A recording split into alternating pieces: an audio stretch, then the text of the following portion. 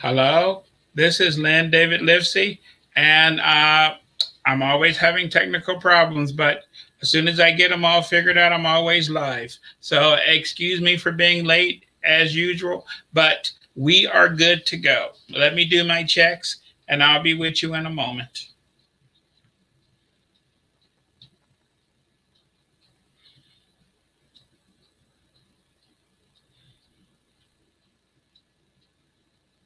Excellent. We are here and we are live finally.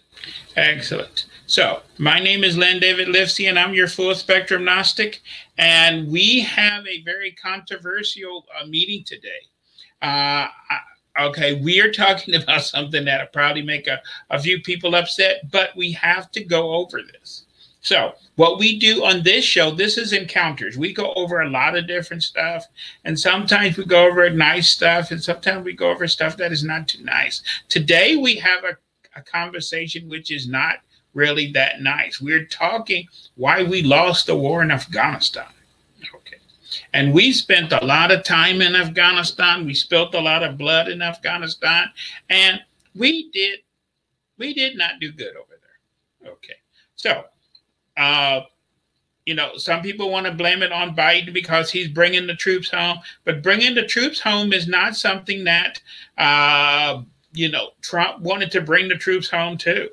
And even before that, there was, even Obama talked about at first bringing the troops home, and then he was talked about doing the surge. And then, this thing been dragging on for 19 years, the war in Afghanistan. 19 years is America's longest war. Okay. And we had up to almost 75, 80,000 troops in the country. And even though we did not win the war, right now, people are saying we did not lose, we withdrew from Afghanistan. We estimate that we controlled that the Taliban now controls 60% of the country. According to the Taliban, they control 75% of the country. It doesn't make any difference if you but listen to what we say or what the Taliban says. After 19 years and hundreds of Americans dead and billions of dollars, is that the best we can do? Even when we did the surge with Obama and we ran the numbers up very high, the best we ever did in Afghanistan is we controlled 80% of the country. That's the highest number we ever got. We never controlled 100% of the country. Okay. And they estimate that once we leave, the Afghan government will collapse probably sometime by the end of this year or going into next year. And they'll probably go back into civil war again.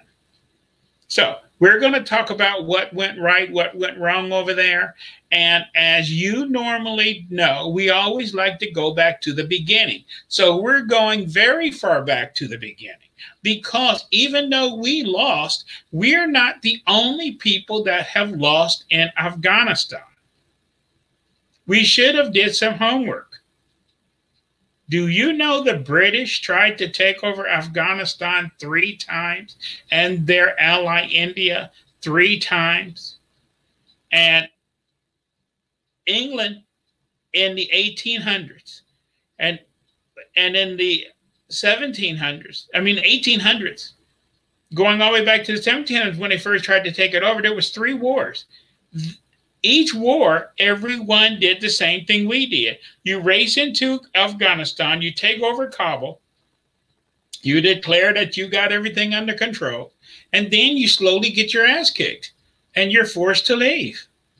And after the first time the British tried to take over Afghanistan and took over Kabul and declared victory, when they saw that things was hopeless and they tried to withdraw, 40,000 troops got slaughtered. That was the first time. England tried 2 more times unsuccessfully. During World War II, during World War I, the English again was trying to think about taking over Afghanistan. Afghanistan sided with the Ottoman Turks, and they was able to keep the British out. Then after World War II, they became close with the Russians, and the Russians was their friends. And then when the Russians didn't like what was going on, the Russians tried to invade Afghanistan in the late 70s. Russia stayed there 10 years and they was defeated. Okay, they left. The only one that in known history, the only person that have ever defeated the tribes in Afghanistan is Alexander the Great. He conquered Afghanistan. And the only reason he was probably able to do it is because he ran through the country. And then his goal was India. So the Afghanistan people, their natural enemy is India. And he was able to unite the tribes on his side in his fight against India, which he didn't win. Okay. So so that is the only person that was able to take over and control Afghanistan was Alexander the Great. No one has been able to defeat the tribes in Afghanistan. So we took our top-notch soldiers. We have the best military in the world and in the history of the world. What you see behind us is heavy packs from our American troops. But you should see Special Forces. They look like something. That's when you never see them. Because if you saw them, you'd think you're watching one of those science fiction movies. The Special Forces today is so heavily, armed and bulletproof and all this high-tech gear they got. And look who they was fighting against. They don't have no bulletproof nothing. They just got towels wrapped around their heads. And we could not get anywhere. Okay. And the reason why we couldn't get anywhere is for a very big reason, and I hate to say this, is the similar reason on why we had similar problems in Vietnam. Because I'm going to explain something. Two things. For one, why we rushed into Afghanistan, grabbed the city of Kabul, took over every other major city, and declared victory under George W. Bush, and that's what everybody else did. But the power in Afghanistan is not in the city, is not in the capital. This is what we don't understand. See, when we should understood this, because this is the mistake that everyone makes. The problem is they have an agrarian society. The capital is just where the ruler lives. The power is in the people, and the people live in town and small villages. And this is the problem. You can take the capital all you want. It doesn't control anything. And us with the Russians, we controlled every city in Afghanistan. The Russians controlled every city in Afghanistan, but the countryside you cannot control. And that is where the power is, because these are agrarian people that live in small towns. And normally in Afghanistan is tribal. They have tribes. The tribes hate each other, and they fight and kill each other all the time. But the tribes can unite on one thing. They hate foreigners. So I don't care what kind of foreigner you are, if you're British, Indian, Russian, Turks, whatever, they don't like foreigners. As long as there is no foreigners, the country is fighting and they're killing among the tribes. But when anybody else tried to enter the country, all the tribes will unite against the foreigners. And this is the problem we have in Afghanistan and was never able to solve, is because there's no way to solve that issue. Okay. And the only thing we was able to do to try to semi-control the countryside when we ran it up to 80% is to pay the warlords off. And the warlords, they're not loyal to us. As long as we're giving them money, they won't shoot at us. But as soon as, you know, that's not loyalty. And we had nothing to offer the people of Afghanistan. This is the problem we also had in Vietnam. See, we have something called democracy and freedom. And when you ask George W. Bush, why were we attacked on 9/11, they say because we have democracy and freedom. We tried to sell our system all over the world. Okay. And it semi-worked in Vietnam, where we was going over there and everybody liked the Lucy show and everybody wanted a radio, a TV, and this and that and whatever. And they was flocking to the cities where they had all the conveniences. But that only can take you so far. And in a place in Afghanistan, 90%, this is what they're talking about. The people in Kabul are afraid now. Because in the 20 years we have been in Afghanistan, we have converted Kabul, the capital, into a metropolitan city. And it got the hustle and the bustle, and it got tea shops and coffee shops and stores and restaurants and this and that and everything else. And it might be a nice place to go and visit one day. But the problem is 90% of the people don't live there. They live in little tiny towns that have changed very little in the last 100, 200, 300, 500 years.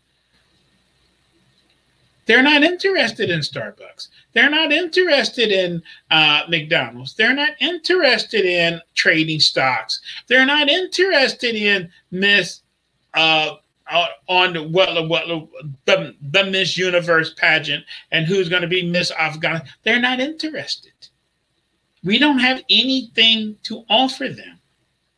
We try to offer them money, but when you live in a village and you got your little tiny hut and you got your goats and you got your this and you've been living the way that your ancestors lived, what you going to do with money? Even if you give somebody in a situation like that $1 million, what he's going to do with it? This is the problem we have. We have to try, if we're going to try to work with people and try to keep bad people under control, we have to, instead of dropping fewer bombs, and try to win the hearts and minds of the people that we're working with. And we was trying to introduce to them Western ideas. Secularism. They don't want to be secular Muslims. Most schools in Afghanistan, same as Pakistan, is the only thing they have is schools where you learn the Quran. Okay. That's how they learn to read. They read the Quran. And they, and they're super religious people. Okay. We need to, and we're now, we're going to do some diversions later, but at first, let's stay on what's going on in Afghanistan, because we did not get the people to be on our side. So even when we took over an area, because we're heavily armed, this and that, and we're giving out free, cookies and free this and free that. Yeah, they took the free stuff, but it was all foreign to them. They don't know anything about our way of life. They're not interested. They're not want to live in New York City or LA or whatever. They're happy living their little lives. Okay. And we did try to do some good over there. We did try to make things better for, their kind of system where, most of Afghanistan, women are not allowed to go to school, this and that. And they have very strict rules on what you can or cannot do in society and all of this. But some of these rules go back hundreds, in even thousands of years. And if we want to try to bring people into the modern age, we have to slowly try to, you can either use the, as they say, the bat or the carrot. You can't beat people into joining the 21st century if they don't want to join the 21st century. We have to do something to try to win the hearts and minds of these people. Okay. And we didn't do that. And now that we're pulling our troops out, we spent billions of dollars training the Afghan military, which most of them was drafted into the military. And the biggest thing now, the desertion rate have went through the roof. Because now that we're not there, see, the thing about American soldiers, we never run out of bullets. We never run out of support. We never run out of air cover. We never run out of anything. We can fight and fight and fight and fight and fight. Okay. But when we train people, they got a limited amount of bullets. They got a limited amount of everything. And there is no backup. There is no support. And when you're not fighting and your heart is in it, the Afghan military is just dissolving even before we can leave the country. This is why we're in a rush to get out. Okay. And the Taliban is just basically, as we leave a town, they already been there the whole time. It's not like they wasn't there. Okay. And this is another problem we had in Afghanistan. Okay. We had a whole list of problems. We thought Afghanistan was going to be we basically started two wars at one time. The war in Afghanistan, and then we moved on to Iraq. And the Iraq war was wars we was used to. Let's talk about the dimensions of war, that those who don't know. Okay. You have, the first dimension of war is where you have a land war. The second dimension is where you add a cavalry or something like that, which today the cavalry have been replaced by vehicles, which Hitler was doing his blitzkrieg and showed everybody how to move things around real fast. And then you get into aircraft, third dimension. Okay. And now we got eyes in space and everything, and spy satellites and everything. That's the fourth dimension. We had all of that in Afghanistan. The Afghanistan rebels, the Taliban, they never had an air force. They tried to move around in armored vehicles for a while, but every time they tried that, we would bomb them because we could see everything they're doing by satellites, by spy drones, everything. We had everything. So they learned to fight a one-dimensional war. And most of the movement in Afghanistan was not done by tanks. It was not done by aircraft carriers or helicopters and whatever. They moved around in very small groups, a lot of time walking or taking pack animals, because we would send our planes in the air with 30 bombs, and the plane would return back with 20 of them, because to drop a 500-pound bomb, you have to have something called a target. And they made sure there was no targets. So a lot of time what we would do is when we found out that there's a group of 10 or 12 of them hide in that building over there, or we would send special forces in to go and try to go after those. But a lot of time, by the time we got there, half of them would be gone. And since they didn't wear uniforms, how could you know who was who? Okay. And this is why we kept making fatal mistakes, that just because a group of people are together, we think, oh, that's the Taliban, and then we go to bomb them and attack. So we attacked wedding parties, we attacked funeral parties, we attacked almost everything because we couldn't tell the difference. They don't wear uniforms.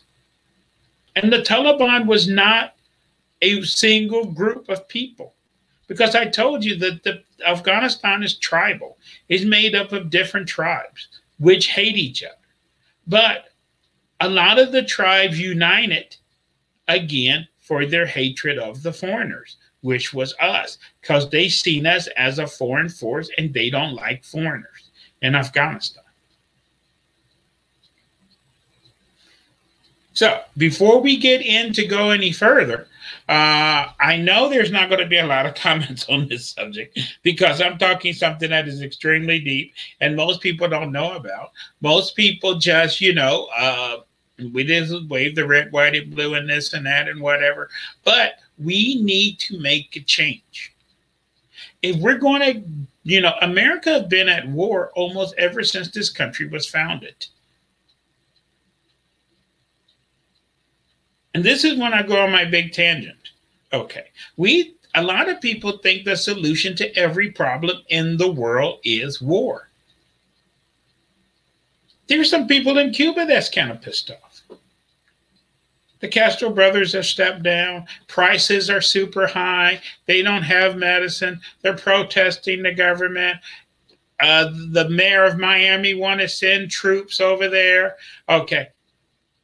If we're going to see, we listen to the news and say, yeah, those people are having a hard time.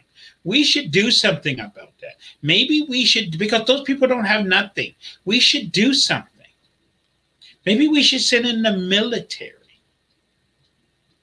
But if I remember right, for the last 10, 12 years, we've been having all these people from Guatemala and Honduras knocking on our basement door trying to get in. And they've been trying to tell us about all the problems they're having over there. And there's nothing, and there's no food, there's no jobs, there's this, the drug gangs are killing everybody. We don't care. Because that's not a communist country. It's not a socialist country. Okay. We want to hear about how terrible things are in Venezuela. But when they talk about what's going on in Colombia, we don't want to hear about it. We only want to hear about what's going on in countries we don't like. But people are people are people are people. And if we want to try to win the hearts and minds of people, this is the reason the red, white, and blue used to stand for something. It stood for, trying to pick people up and take them out of the darkness into the light. And if we want to be in the light again, we have to show people that we can do more than just drop bombs on people. We got to show people that we can help them. And how come we only want to help the protesters in Cuba? We only want to help the protesters in Venezuela. And all the other people that's protesting all over the place, we're not interested in helping them. And how come we're so concerned about what's going on in Cuba when that country right next door to us, Mexico, they have, around 25,000 people a year over there dying in the drug war. We don't even care. We only select who we care about and don't care about. A lot of people see us as not really caring. If we're going to try to be the world policeman, I'm not saying we should be, but if we're going to try to be that, just like the police on the street, that's why blacks was protesting in America, and a lot of people didn't care. You got to at least try to be fair and impartial.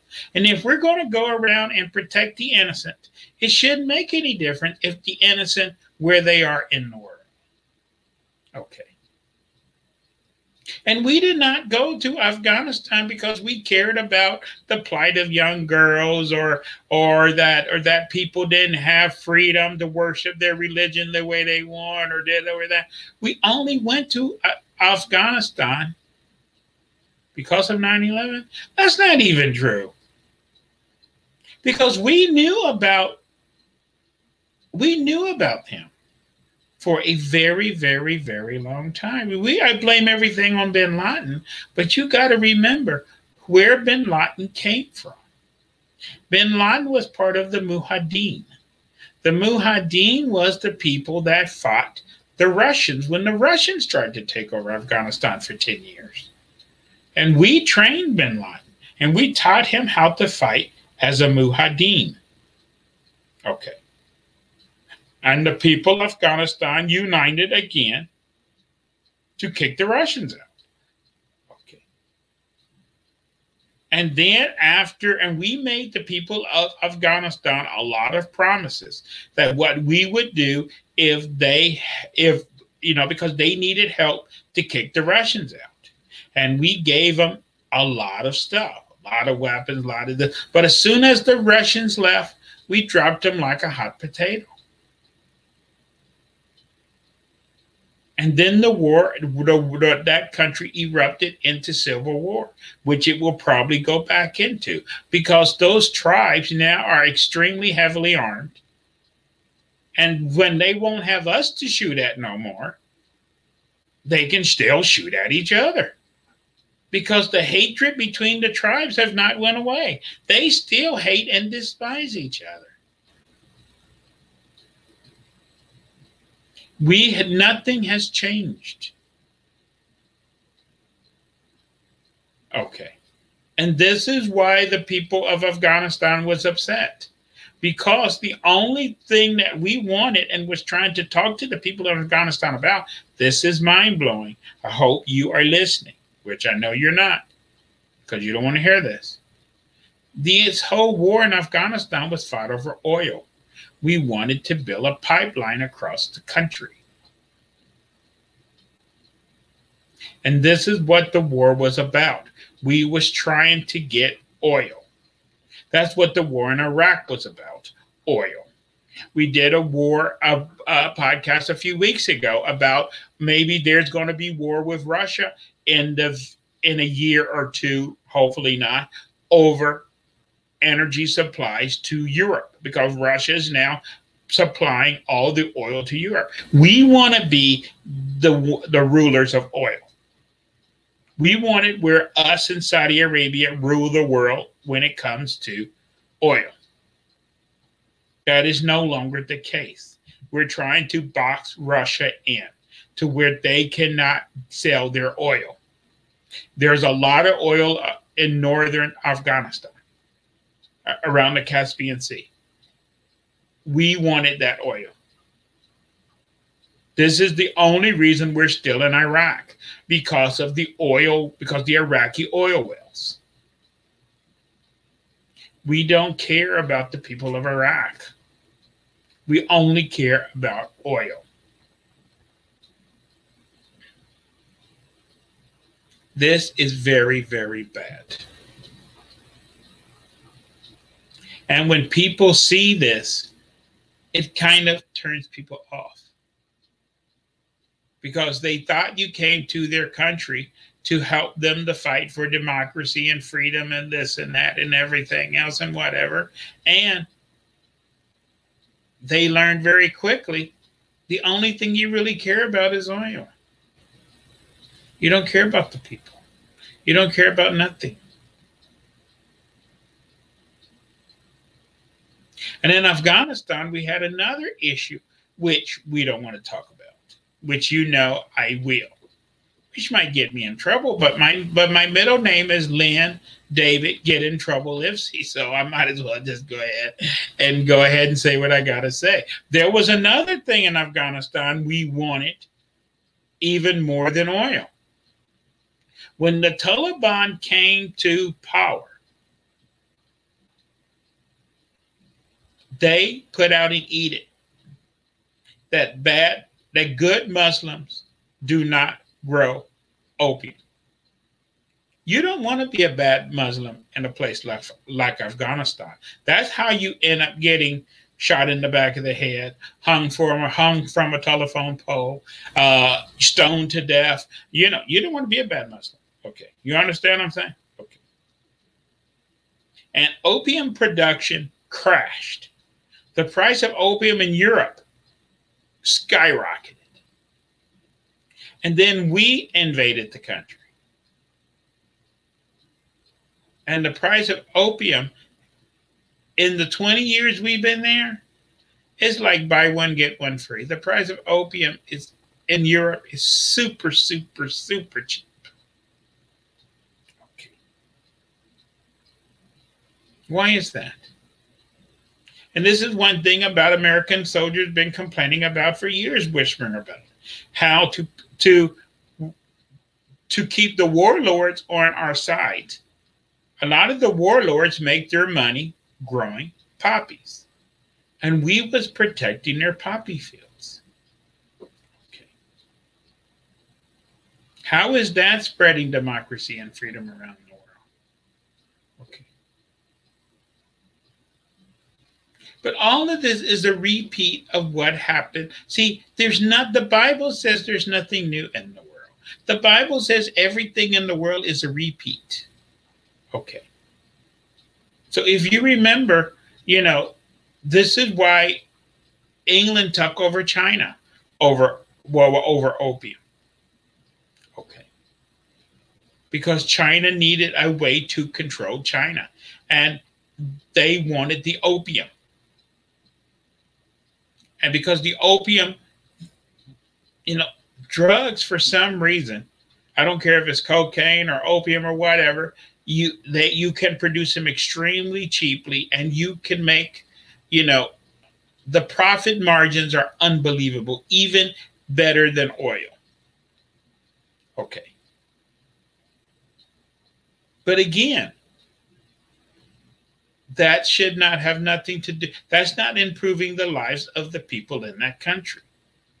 Because the people in a place like Afghanistan, if they catch you doing a lot of things like that, they don't have a big drug problem over there in Kabul because they take care of their drug problem. Remember, bullets are very, very cheap. Okay, and a lot of those Muslim countries, if they catch you with drugs, it's the death penalty. You're not getting 5-10 years in prison, whatever. Okay. So we need to do a better job. And maybe we need to use more carrot and less sticks. And instead of us, here I go on my diversion again, if we don't like what's going on in Cuba, instead of us taking our military and trying to invade another country, which the list is so long, why don't we try to use a carrot? If we want the people in Venezuela to do better, the government in Venezuela to do better, why don't we use a carrot? If we don't like what Iran is doing, why don't we try a carrot? Okay. But we are quickly heading towards World War III. We need to stop all these crazy wars.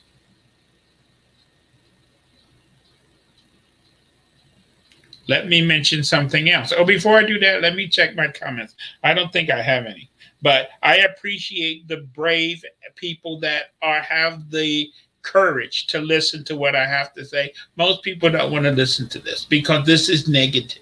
Then why don't you talk about something positive? Let's talk about how great we are and how wonderful we are and how great our civilization is and how, okay.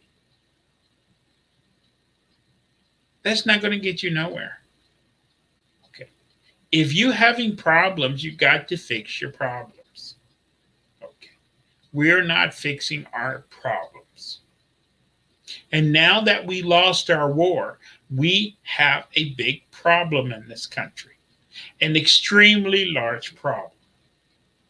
I will explain. America is the biggest weapon supplier in the entire world. One reason why we have always been at war is because you can't keep making tanks and bombs and this and that and everything else if you're not using them. If you're making 500-pound bombs, you got to use up your supply so you can make new ones.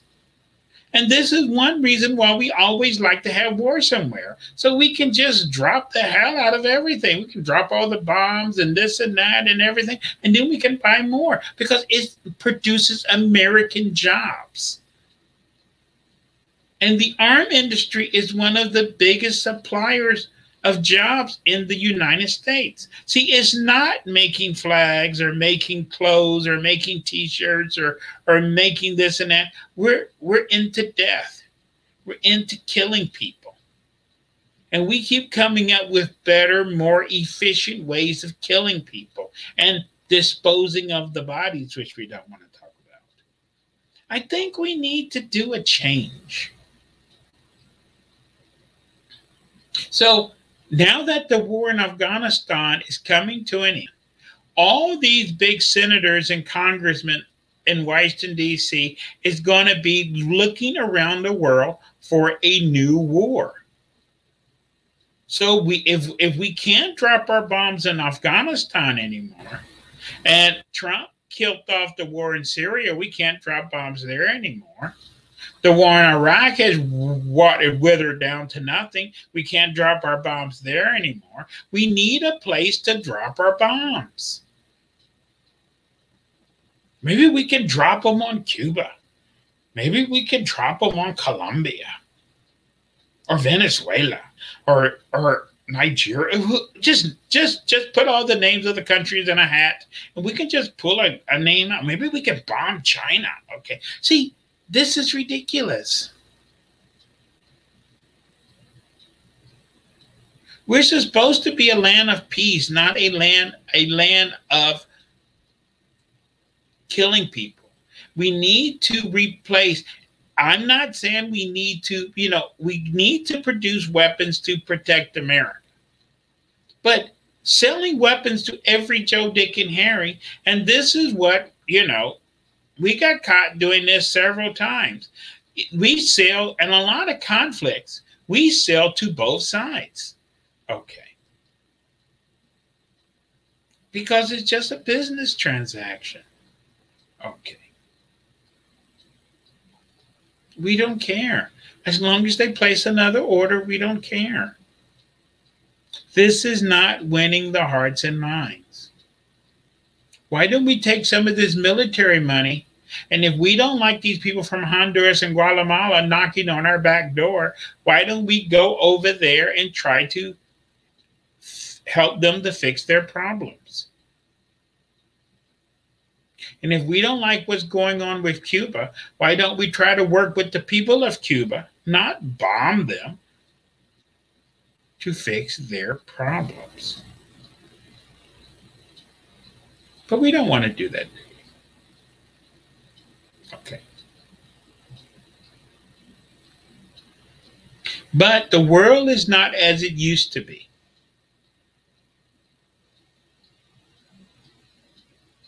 And the world at one time, was afraid of us and afraid of England and afraid of France and Germany and nobody's afraid anymore. Okay.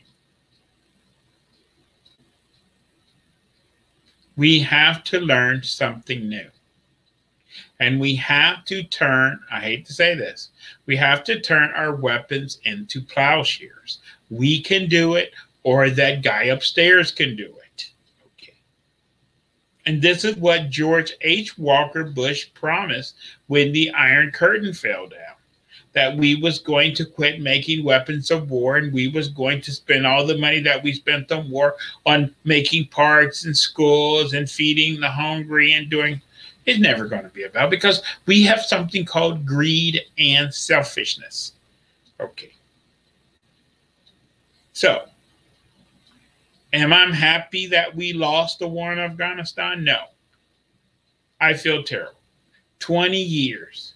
And people went over there and they got killed. They got their arms and legs blown off, this and that, lost sons and daughters, this and that. And for what? When you risk your life, at the end of the day, you got to say, I did it for a reason. What we're going to tell all these veterans from Afghanistan, why did you get your leg or arm blown off? What was the reason? Well, because I got military pay, because I was given scholarship, because I'm going to get free health care for, okay. If you're going to risk your life, and if you want younger people today, the young kids, to join in this military, you got to be able to offer them something. Okay. You understand? So, we did not do good over there. 19 years of fighting, and the country, depending on who you listen to, is 60 to 75% under Taliban control. Okay, after 19 years of fighting. Very bad. But now we're bringing the troops home. The problem we have now, when we bring the troops home, what are they going to do? If you did 2-3 tours in Afghanistan, you're going to come home and get a job as a stalker at Walmart, working for Burger King, be a truck driver. Okay. We need to work on our problems here at home. There's nothing for these people to come home to. And a lot of people don't know it. We're closing a lot of we have plans on closing a lot of our military bases all over the world because we only had them for one reason. So because we needed those spots to encircle Russia, encircle China, encircle, Saddam, encircle Iran. We needed to be able to do that. But now the 6th generation of fighter jets are coming out. Not the 5th generation. The 6th generation is coming out. With the 6th generation of fighter jets, we don't need to have Air Force bases all over the world. The 6th generation of fighter jets is going to be hypersonic. They'll be able to take off from a base in South Dakota, go and bomb halfway around the world, and come back home in time for dinner. Okay. Get what I'm saying? How is that going to make America safer? How is that going to make the world a better place? How is that going to help to spread democracy around the world by us doing that? Okay.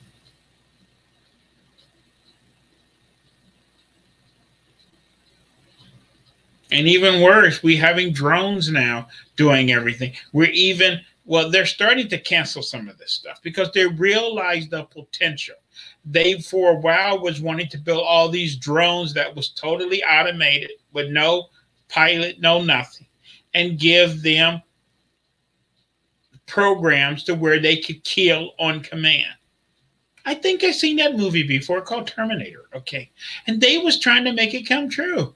They was trying to make Skynet. And they decided, maybe we shouldn't let machines decide when to kill and when not to kill. Maybe that's not a good idea. Maybe we need to leave that in man's hands. Okay. So some of these projects are now getting canceled, and I'm happy. Because it's bad enough to have a fighter pilot debating should he drop this 500-pound bomb or not. And that's a small bomb. Some of these bombs they're carrying is 2,000 pounds. They got the mother of all bombs. They got everything. And if you're a pilot and you know, this is the problem. This is why they come home with all this, all these problems. Because, let's talk about what the damage that these bombs can do. In Afghanistan a few years ago, we was chasing after this one guy. We really wanted him really bad. We finally spotted him. He was drinking tea at a cafe. We dropped a bomb and blew him up. But we did not only blow him up. We blew up the whole cafe. We blew up the whole restaurant. We blew up the whole street. We damaged several buildings around. All the cars going down and down. Okay. So we got our man. But what was the collateral damage in doing that? No one cares. This is what Israel does against Hamas. They're after their man, and they go and destroy an entire building to get one person.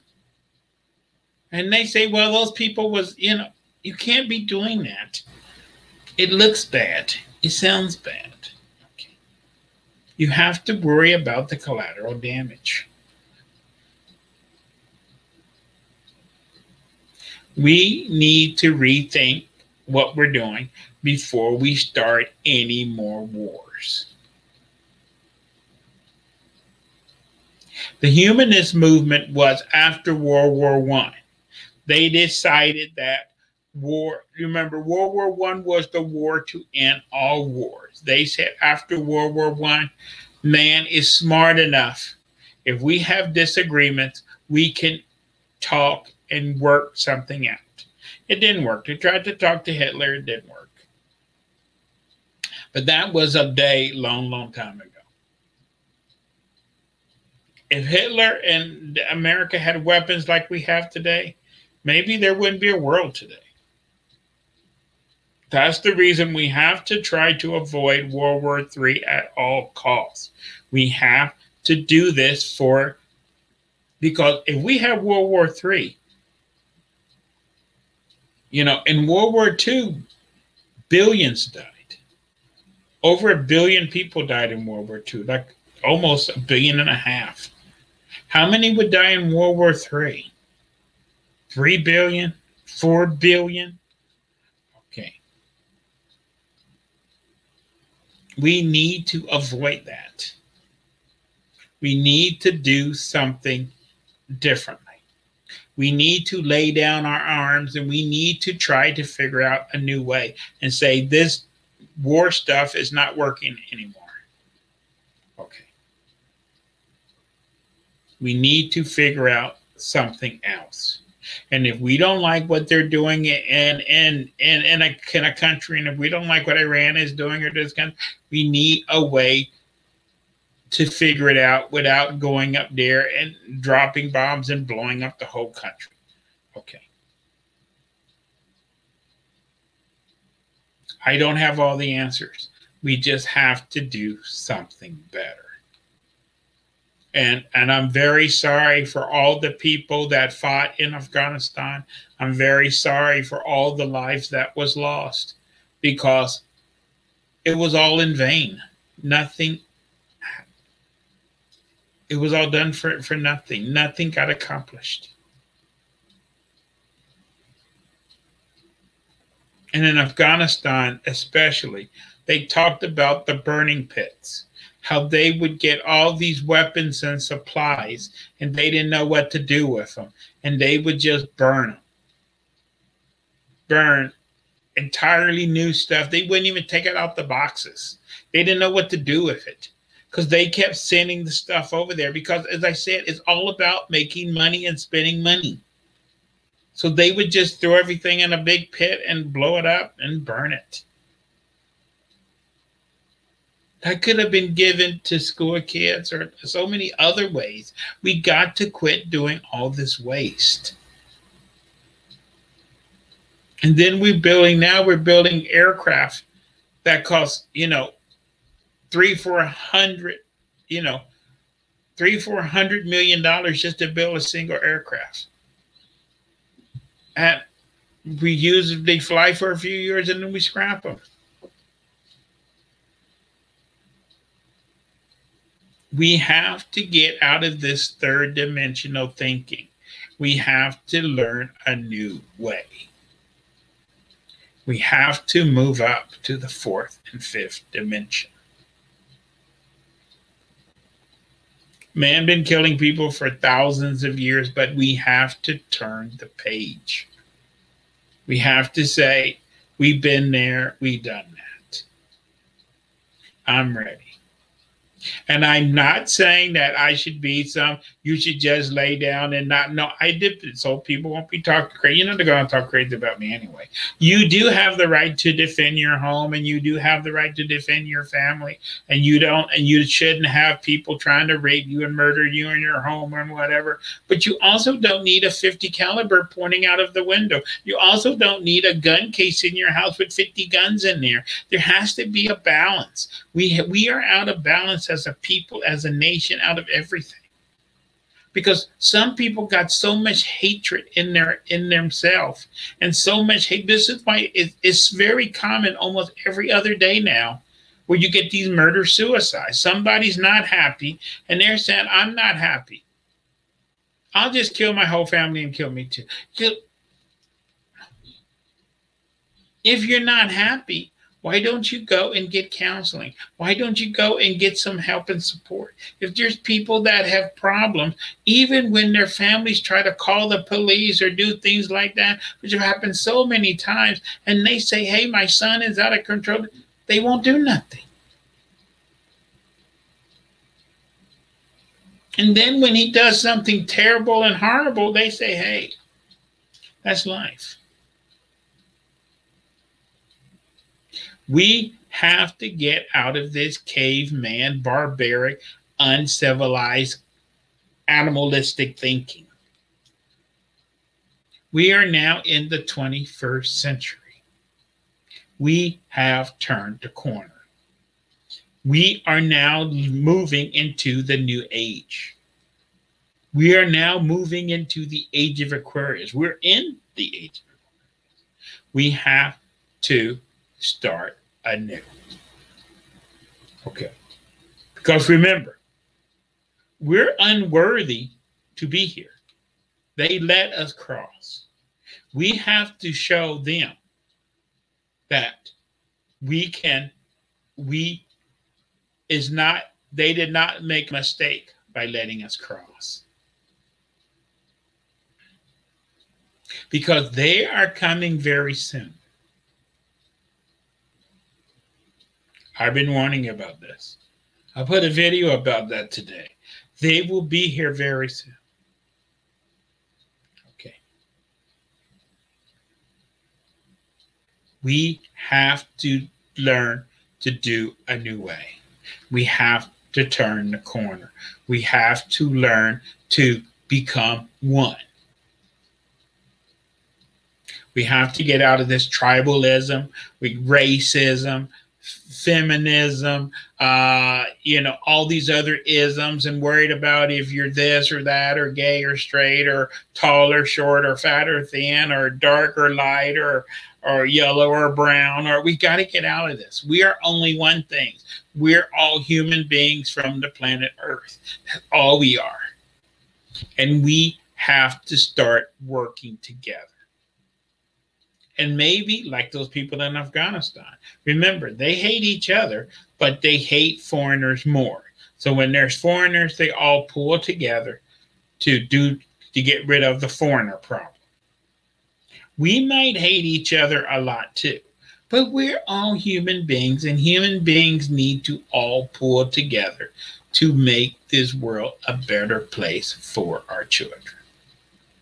Okay. Stop the craziness. Bring our sons and daughters home. And when they come home, they're going to need help, assistance. They're going to need to be able to, a lot of military people, when they come home, after living in all that violence and everything, they bring all that violence home with them. And the divorce rate, the domestic violence rate, everything when they come home skyrockets like you wouldn't believe.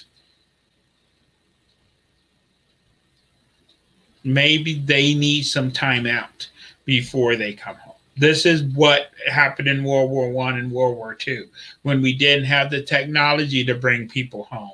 And it took the troops several months to get home in World War I. And World War II, it took them several weeks to get home. Today, you can be on the battlefield, and a day or two later, you're hugging your wife. Okay. And somebody set off a firecracker or whatever, and you're like Rambo. Okay. Your brain cannot adjust to that. Maybe we need to take all these troops and give them 2 weeks on, R&R somewhere.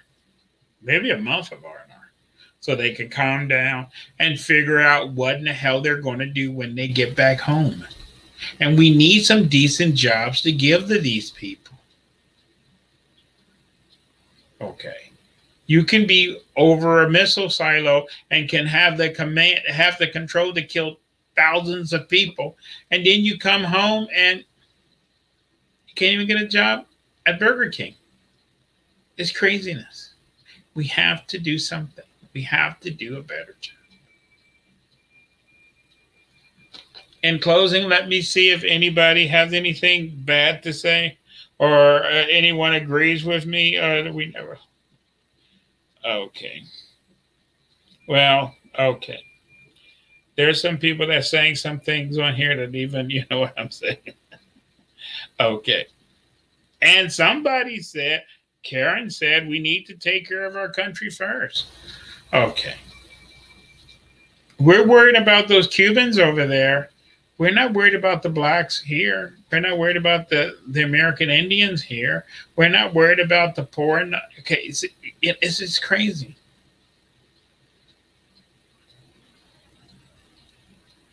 We need to go to get out of this third dimensional thinking. We have a brain. We need to start using it. Okay. Remember, our days of planetary isolation is coming to an end. They will be here very soon. We are not ready. Okay. We can't handle that. First contact will be coming very soon. Okay. The days of disclosure is over. That's what we're going over on Wednesday about tomorrow on the spirit realm.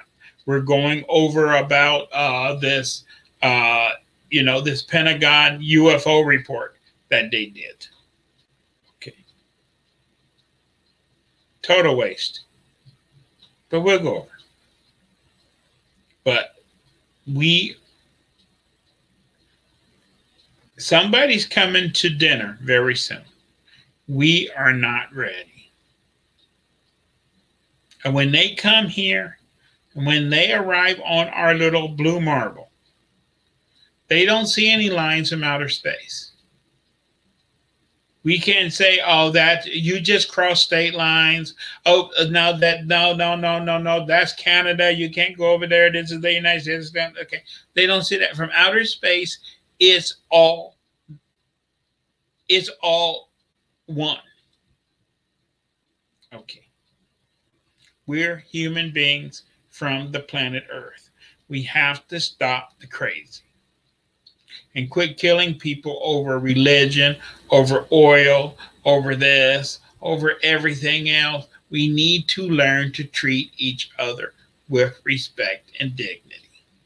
And if we got a problem with those people over there with those towels wrapped around their heads, or with those other people, or with those dark-skinned people, or light-skinned people, whatever, we need to figure out a solution. But the days of dropping bombs, shooting people, this and that, hanging people from trees, all of that has to come to an end. We're done. That's my message for today. We need to cross over into the new age. And I don't know about you. I already crossed. Okay.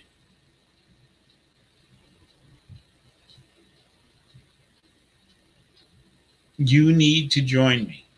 I'm not the only one. There's people that have already crossed. Okay. But we need the masses, because either we have to survive together or we die together. I hope you enjoyed my podcast today. I hope you enjoy my talking crazy. It gave you something to think about. And next week, we're going to try to have a cheerier subject. But I want to say thanks to all the troops that they went over there. They did their best. They tried to make, the world a better place. But it was all in vain, because their commanders, the people in Washington, they didn't care. Okay. We have to quit throwing our children's life away and wasting, and quit dropping bombs everywhere in the world. I'm Lynn David Livesey, your full spectrum Gnostic. I hope to see everyone, and I hope next time we get together, we have a better and brighter subject than we did today. And I want America to be a better place in the future. Thank you for listening. I'm out of here. Bye.